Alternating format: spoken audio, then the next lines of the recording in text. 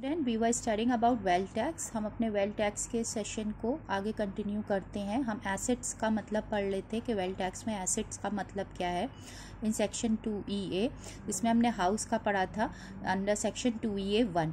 Now हम पढ़ेंगे car under section 2EA2।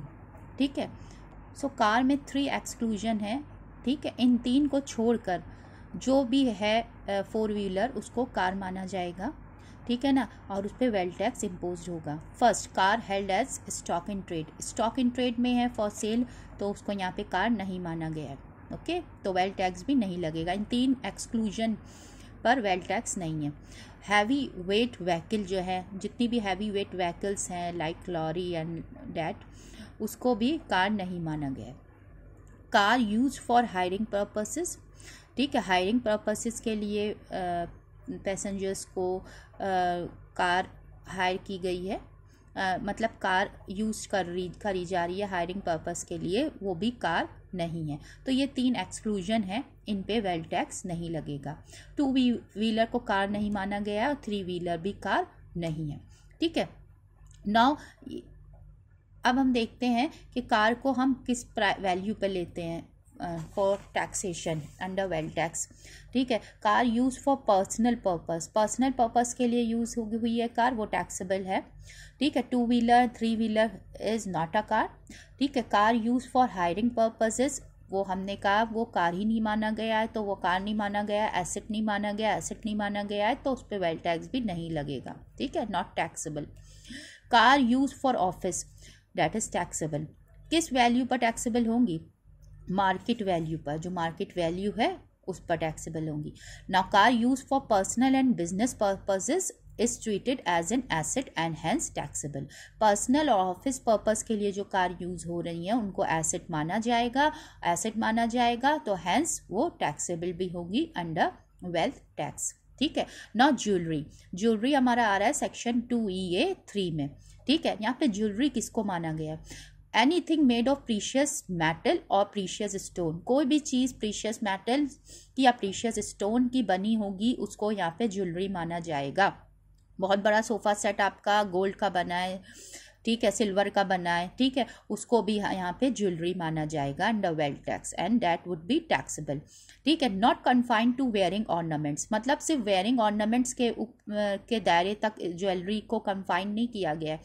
Jewellery से भी माना जाएगा कोई भी चीज़, जैसे मैंने यहाँ पे एग्जाम्पल दिया सोफा सेट, बहुत बड़ी मूर्ति, कोई ज्वेलरी सोने की बनी है, चांदी की बनी है, तो वो भी ज्वेलरी है under wealth tax and wealth tax के दायरे में वो टैक्सेबल होगी। ठीक है, कोई भी चीज़ सोने की, चांदी की, डायमंड की या प्लैटिनम की बनी है, प्रीशियस मेटल की या प्रीशियस स्टोन की, उसको ज्वेलरी कहा जाएगा। ठीक है, ओनली सिर्फ वेयरिंग ऑर्नामेंट्स को ही यहाँ पे ज्वेलरी नहीं कहा गया है। कोई भी चीज़ प्रीशियस मेटल या प्रीशियस स्टोन की बनी है तो that is jewellery under wealth tax. ठीक है। नाउ इसको एसेट माना जाएगा एंड हेंस टैक्सेबल। नाउ इसका एक्सक्लूजन एक है सिर्फ ज्वेलरी का, jewellery held as stock in trade, जो सेल के लिए स्टॉक इन ट्रेड में है तो डैट इज एक्सक्लूडेड। ठीक है, फ्रॉम एसेट। ठीक है, एसेट्स में ये इंक्लूड नहीं होगी। ठीक है, what jewellery held as stock in trade, तो इसको एसेट नहीं माना गया है, that is not treated as an asset.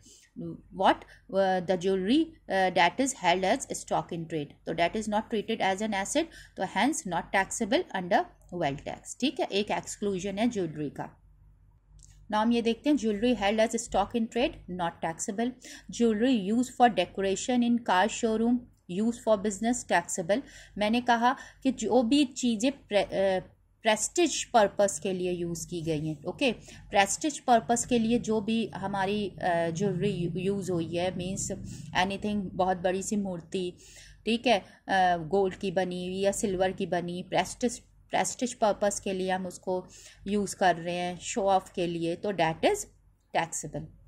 ठीक है, सेंटिमेंटल इशू के लिए है, देवी देवता की छोटी मूर्ति है, तो that is not taxable under wealth tax. ठीक है, तो सेंटिमेंटल पर्पस पे नॉट टैक्सेबल, प्रेस्टिज पर्पस पे टैक्सेबल। ठीक है। Now jewellery held for day to day use such as gold chain and all, that is taxable. ठीक है। Now हमारा नेक्स्ट आता है सेक्शन 2EA4, जिसमें हम पढ़ेंगे एयरक्राफ्ट, बोट एंड याच। ये भी एसेट है, इसमें एसेट है तो ये भी टैक्सेबल है अंडर वेल्थ टैक्स। तो इसमें वेसल या शिप को छोड़कर एक्सेप्शन है, वेसल एंड शिप को यहाँ पे एसेट नहीं माना गया। ये हमारे 3 एसेट हैं, एयरक्राफ्ट, बोट एंड याच, ये टैक्सेबल होंगे अंडर वेल्थ टैक्स। इनका एक्सक्लूजन क्या है, कहाँ कहाँ पे इनको एसेट नहीं माना गया, किन केस में?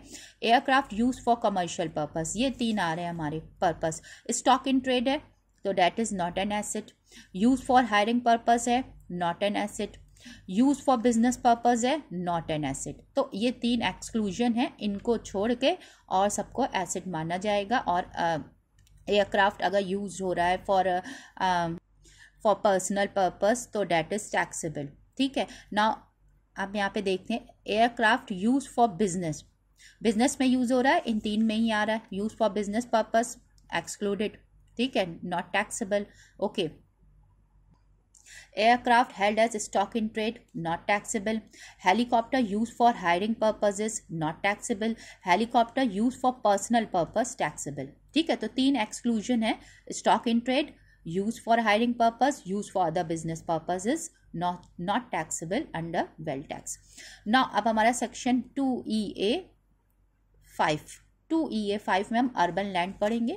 अर्बन लैंड को भी यहाँ पे एसेट की डेफिनेशन में लिया गया है, तो hence taxable under wealth tax. सबसे पहले हम देखें यहाँ पे अर्बन लैंड की डेफिनेशन क्या है। कोई भी एरिया जिसकी पॉपुलेशन 10,000 हो वो अर्बन लैंड माना गया है।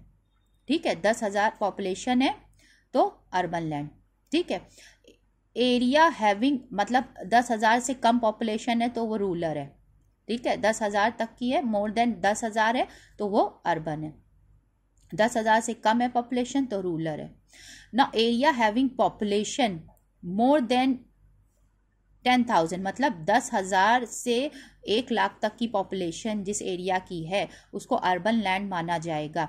एंड उस 2 किलोमीटर तक के एरिया को अर्बन लैंड माना जाएगा। उसके 2 किलोमीटर एरिया जो होगा उसको भी अर्बन लैंड माना जाएगा। 2 किलोमीटर के बाद रूरल। ठीक है ना। Area having population from 1 lakh to 10 lakh मतलब पॉपुलेशन किसी एरिया की 1 लाख और 10 लाख के मिड बिटवीन है, मतलब area having population from 1 lakh to 10 lakh is urban land, उसको भी अर्बन लैंड माना जाएगा। कब तक? 6 किलोमीटर तक अर्बन लैंड है, उसके बाद रूरल है। ठीक है ना। Area having population more than 10 lakh, 10 lakh से ज़्यादा पॉपुलेशन है is urban land till 8 kilometre, उसके 8 किलोमीटर के दायरे में हमारा अर्बन लैंड है, उसके बाद रूरल है। ठीक है, okay. Now these are not urban land, इनको अर्बन लैंड नहीं माना गया, ये एक्सक्लूजन है। अर्बन लैंड नहीं है तो एसेट की डेफिनेशन में नहीं है, एसेट की डेफिनेशन में नहीं है तो अंडर वेल्थ टैक्स टैक्सेबल नहीं है। Land held as stock in trade up to 10 years मतलब 10 साल तक अगर लैंड नहीं सेल हुआ, बिका नहीं, तो वो हमारा आ जाएगा किस डेफिनेशन में? मतलब वेल्थ टैक्स के दायरे में आ जाएगा। ठीक है ना। मतलब 10 साल तक तो उसको छूट है।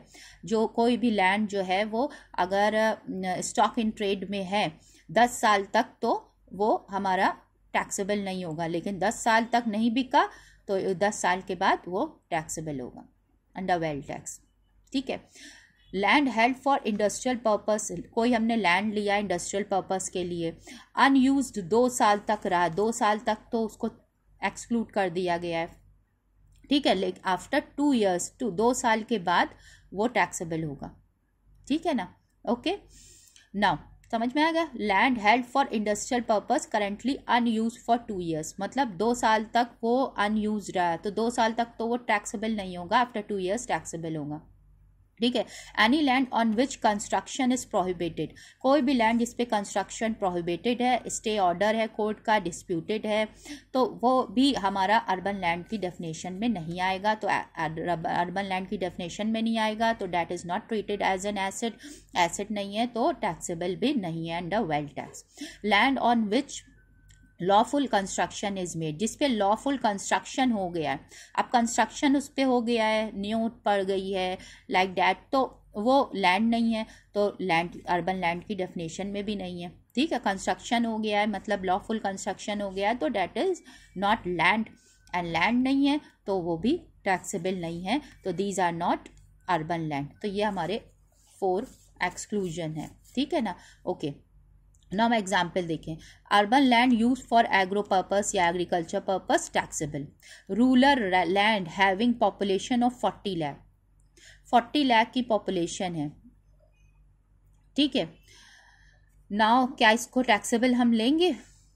Yes taxable. Why? Because rural यहाँ पे कहा है, बट यहाँ पे हम देखें पॉपुलेशन कितनी है, पॉपुलेशन यहाँ पे 40 लाख है, तो डेट इज टैक्सेबल, ठीक है ना। 40 लाख है तो अर्बन हो गया, ठीक है, अर्बन लैंड माना जाएगा, 40 लाख पॉपुलेशन है तो टैक्सेबल है। Now land acquired for industrial purpose before 1 year, 1 साल पहले लैंड को एक्वायर किया गया था इंडस्ट्रियल पर्पस के लिए, तो हमने यहाँ पे क्या पढ़ा, 2 साल तक वो टैक्सेबल नहीं होगा, तो डेट इज नॉट टैक्सेबल, ठीक है। नाउ नेक्स्ट हमारा आता है कैश इन हैंड। तो कैश इन हैंड को एसेट के डेफिनेशन में लाने का रीज़न ये है टू होल्ड ब्लैक मनी, ठीक है, ब्लैक मनी को होल्ड करने के लिए, कर्ब करने के लिए, ठीक है ना। इसमें हमारा टैक्सेबल क्या होगा? In case of individual and HUF cash in hand in excess of ₹50,000 is taxable.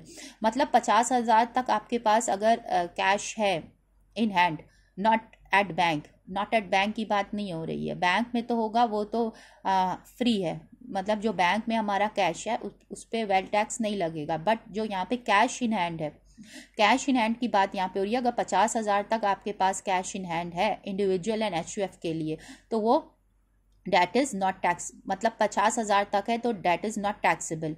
50,000 से अबव है, एक्सेस है 50,000 से, तब टैक्सेबल होगा, ठीक है। 50,000 तक नॉट टैक्सेबल, ठीक है। सपोज 30 मार्च तक, 30 मार्च तक हमारे पास 1 लाख रुपए हैं, ठीक है। 31 मार्च को वैल्यूएशन ऑफ वेल्थ होगा, हमने 31 मार्च की मॉर्निंग में बैंक में रख दिया, तो हमारा अब टैक्स नहीं लगेगा।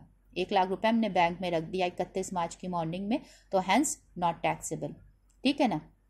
ओके, मतलब यहाँ पे यही है कि बैंक में हम रख सकते हैं, वो मनी हमारी बैंक में रखने के लिए है, नहीं रख सकते हम तो it means that is black money, ठीक है। Okay, now in case of company and others unrecorded cash is taxable, ठीक है। कंपनी को सैलरी पे करना होती है तो उसके लिए उसको पास कैश रहना होता है, तो फॉर डैट उनके लिए है in case of company and others unrecorded cash, जो रिकॉर्ड में नहीं है कैश, वो टैक्सेबल होगा, ठीक है ना। अदर्स का मतलब यहाँ पे फर्म से है, ठीक है। फर्म की भी वेल्थ का वैल्यूएशन होता है, बट फर्म के ऊपर टैक्स नहीं लगता है। फर्म की वेल्थ जो होती है वो पार्टनर्स में, मतलब फर्म के ऊपर वेल्थ टैक्स नहीं लगता, उसके जो पार्टनर्स होते हैं उसमें वो वेल्थ जब डिस्ट्रीब्यूट होती है तो इंडिविजुअली पार्टनर्स पे वेल्थ टैक्स लगता है, ठीक है ना। तो इनके लिए यहाँ पे अदर्स का मतलब फर्म है, तो okay, in case of company and others unrecorded cash जो होगा वो टैक्सेबल होगा। तो हमारा एसेट्स कवर हो गया। Okay, thank you.